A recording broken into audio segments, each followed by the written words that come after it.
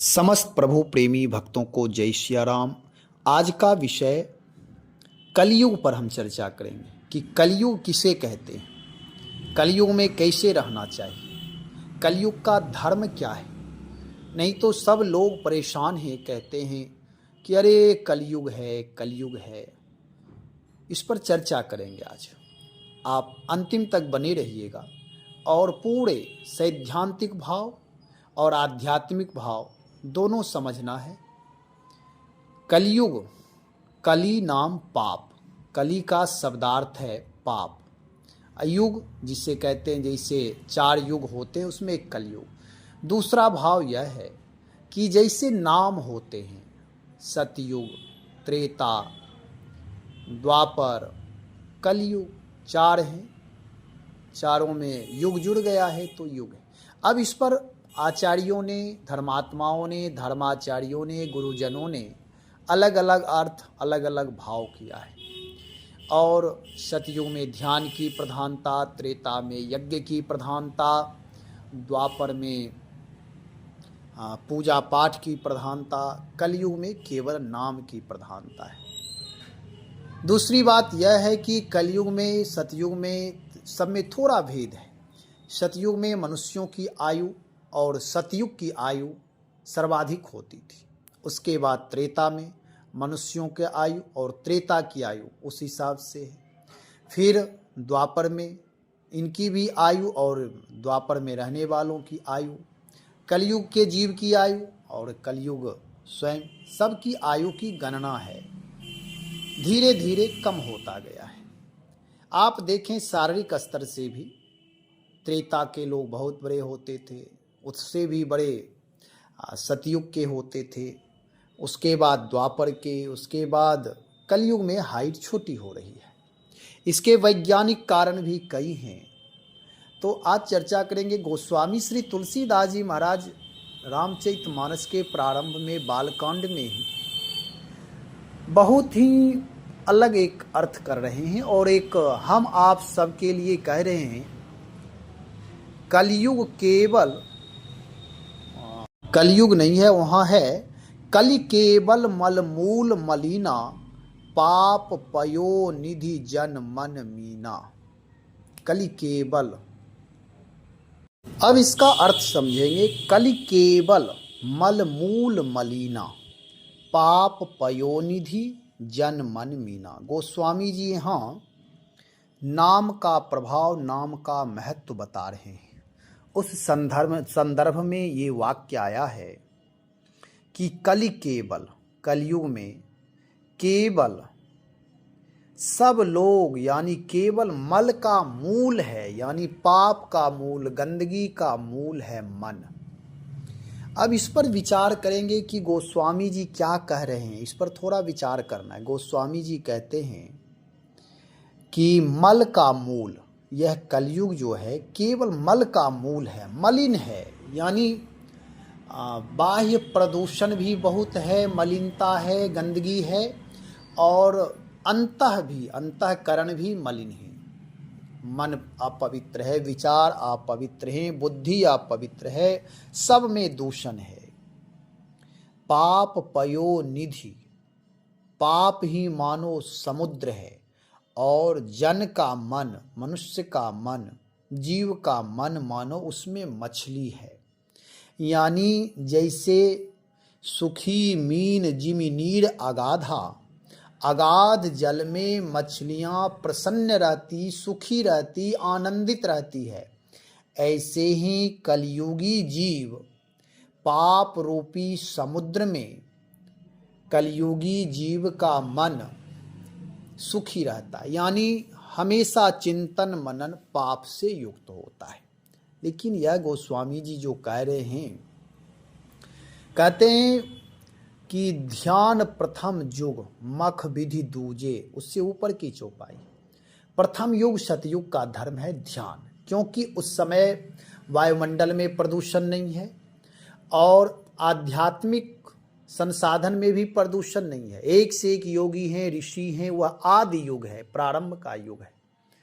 उसके बाद मख विधि दूजे, त्रेता का धर्म यज्ञ है, और द्वापर का है प्रभु की पूजा उपासना, और कलयुग के लिए गोस्वामी जी करे केवल नाम। नाम काम तरु काल कराला, सुमरत समन सकल। नाम का महत्व बताने के लिए कि इस वर्तमान समय में लोगों की आयु कम है, और जैसे सूर्य हैं, सूर्य का उदय होने पर अंधकार तत्क्षण समाप्त हो जाते हैं।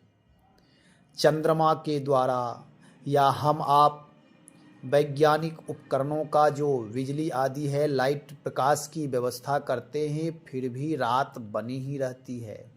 अनंत अनंत तारेगण उपस्थित हो जाते, फिर भी रात्रि बनी रहती है। चंद्रमा अपनी पूरी शक्ति लगाते हैं, फिर भी रात्रि बनी रहती है।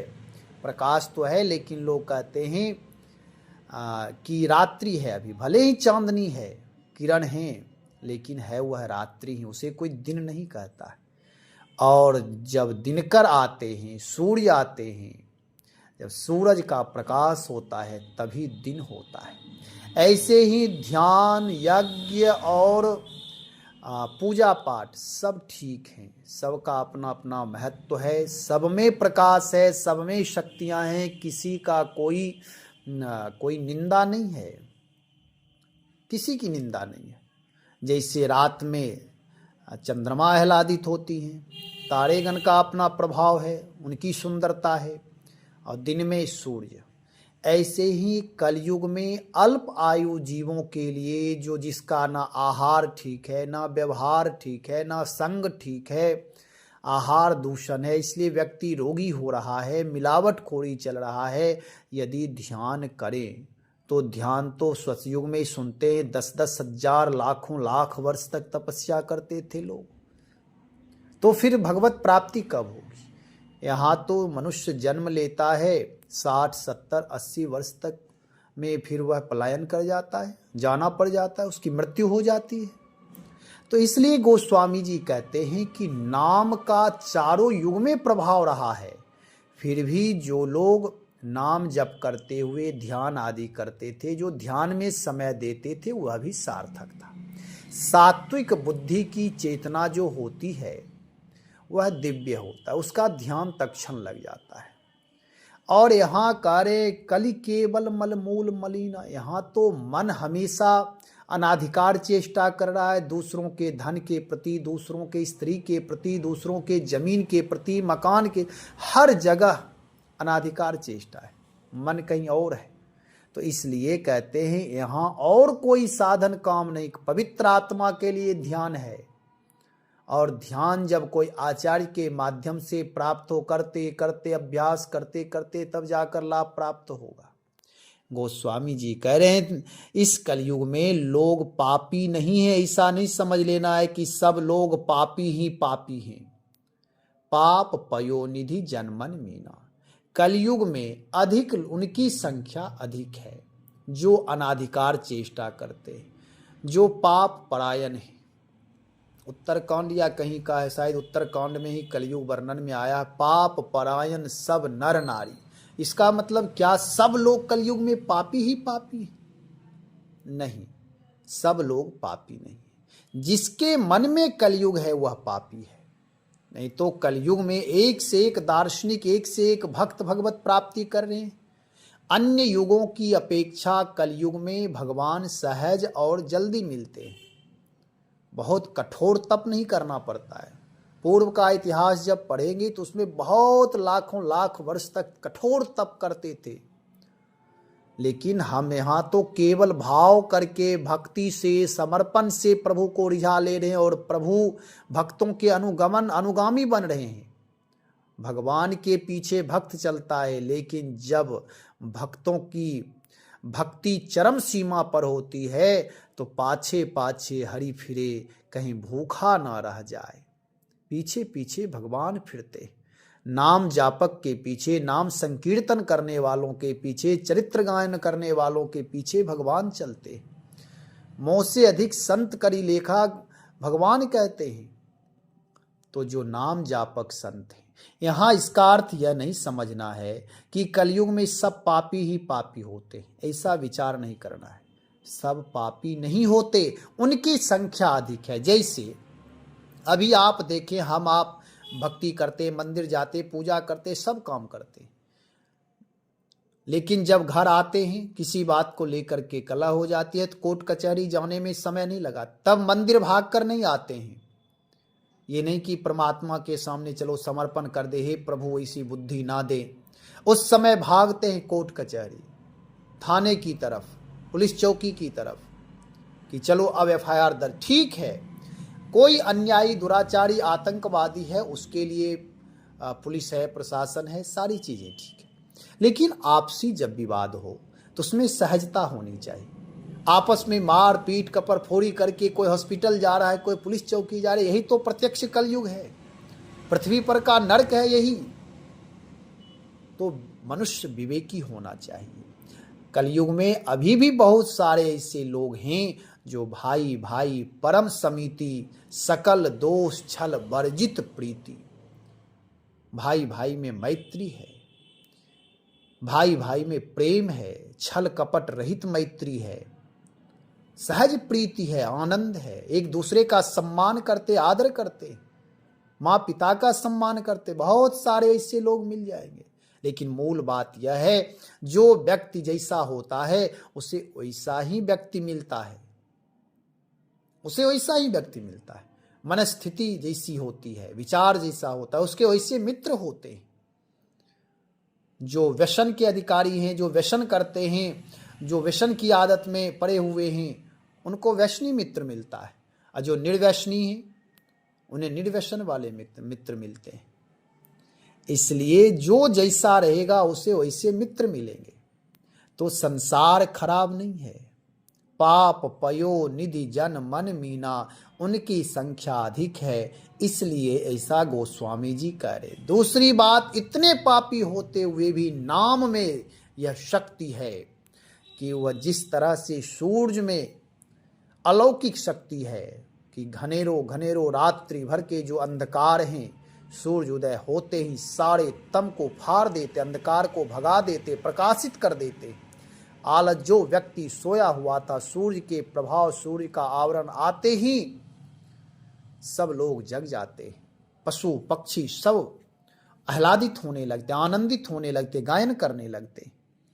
तो यह ऐसे ही नाम का प्रभाव है कि चाहे पापी से पापी, प्रमादी से प्रमादी, आलसी से आलसी जीव भी यदि भगवान के नाम से जुड़ जाएगा तो यह कराल भयानक भयावह अंधकार, उसके जीवन के पाप दोष सब मिट जाएंगे। इसलिए गोस्वामी जी कहते हैं, नाम काम तरुकाल, कलयुग के लिए कल्प वृक्ष रूप राम नाम है, और सुमिरत समन सकल जग जाला। स्मरण करने मात्र से सारे जगत के जंजाल, पाप, अंधकार, बुराई, दोष, दूषण, झगड़ा, कपट, छल सब समाप्त हो जाते केवल स्मरण करने से। इसलिए यहाँ कलि केवल मल मूल मलिना, पाप पयो निधि जन्मन मीना। तो यहाँ अपने आप को हमेशा, अरे कलयुग में जन्म हुआ, कलयुग आ गया, हम आप ही कलयुग लाते। यदि विचार दूषित हो गया, आपस में बैर हो गया, वाद विवाद हो गया, तो कलयुग आ गया। यदि आपस में मैत्री है, प्रेम है, सद्धर्म है, मंदिर ना जाकर अपने घर को यदि आप मंदिर बना रहे हैं, तीर्थ बना रहे हैं, पवित्र बना रहे हैं, तो वह सतयुग है। मंदिर भी जाइए, जाइए, दर्शन करिए, परिक्रमा करिए, पूजा करिए, चरणामृत लीजिए, परंतु अपने घर को भी मंदिर बनाइए, पवित्र स्थल बनाइए, राम नाम संकीर्तन करिए, भजन करिए, उपासना करिए, वहाँ की ऊर्जा शक्तिशाली हो जाएगी। अपने माता पिता का सम्मान करिए। इसलिए केवल कलयुग कलयुग कलयुग कहकर रोते रहने से काम नहीं बनेगा। कलयुग में आप भगवत प्राप्ति सहज कर सकते हैं। केवल सनातन सनातन रटने से काम नहीं चलेगा। हिंदू हिंदू रटने सब ठीक है, सब करिए, सनातन की जयकार करिए, हिंदुत्व पर अटल रहिए, होना चाहिए, लेकिन अपने घर को भी परम तीर्थ, पावन तीर्थ, शक्तिशाली घर बनाइए, ऊर्जा युक्त घर बनाइए, जिससे कि वहाँ की उत्तम संतान, शक्तिशाली संतान होगी, संस्कारी संतान होगी। तो इस तरह गोस्वामी जी का कहने का भाव है, कलि केवल मल मूल मलिना, कि बहुसंख्यक लोग ऐसे हैं जो पाप वृत्ति में जीते हैं, जो अपनी शक्ति, अपनी ऊर्जा का गलत दिशा में प्रयोग करते हैं, ईमानदारी पूर्वक मेहनत परिश्रम नहीं करते। मेहनत करने के बाद यदि नौकरी प्राप्त हो गई, पढ़ते लिखते विद्या अध्ययन करने के बाद नौकरी मिलते हैं, सैलरी अच्छी है, वेतन अच्छा है, फिर भी वह अनाधिकार चेष्टा रखते, घूसखोरी करते, घूस लेते हैं,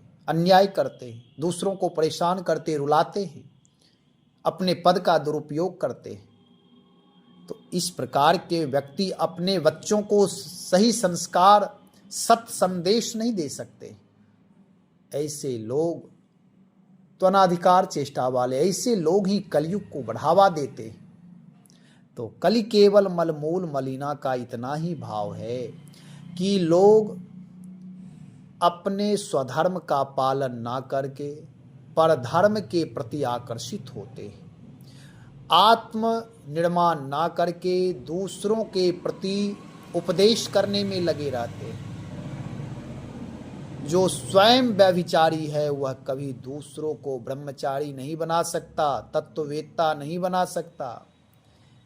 इसलिए अपने जीवन को पाप पयोनिधि से बाहर निकालकर पुण्य पयोनिधि में अपने मन को लगाइए। भगवान का नाम ही पुण्य पयोनिधि है।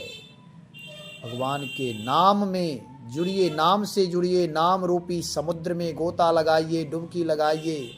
सुमरत समन सकल जग जाला, सारे भव की व्याधियां, आदि व्याधियां, बुराइयां सब समाप्त हो जाएंगे, सारे अंधकार मिट जाएंगे, जीवन महान बन जाएगा। इसलिए कलयुग का दोष नहीं देना है, स्वयं का दोष देना है।